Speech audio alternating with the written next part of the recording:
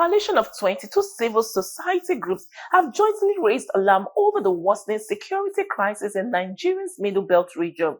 At a press conference held in Kaduna, the coalition led by human rights advocate Barrister Gloria Balasin expressed deep concern over the ongoing violence, describing the situation as a form of ethnic cleansing aimed at destabilizing the region. This is a campaign of ethnic cleansing, which also has the effect of deliberately and methodically reshaping the electoral maps of the affected states. We're in no doubt that this ongoing campaign of ethnic cleansing in the Middle Belt region of Nigeria is also an attack on the future of elective government in the country. This campaign of violence and systematic ethnic cleansing must be brought to an end. To end it, President Bola Ahmed Tinubu must understand what this violence entails. He alone commands the assets required to address this situation.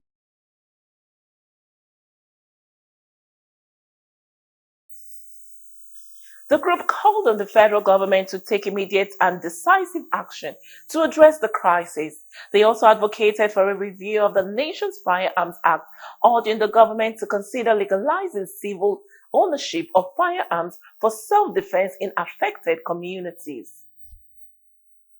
While government has often maintained that security is everybody's business, the reality is communities are unable to withstand superior firepower just by keeping surveillance.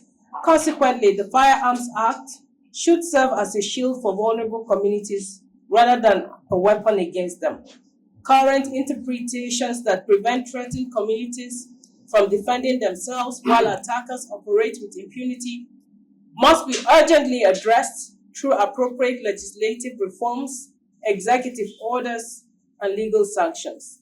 Licensing regimes should enable communities under threat to access firearms for their own self-defense under the supervision of the security service.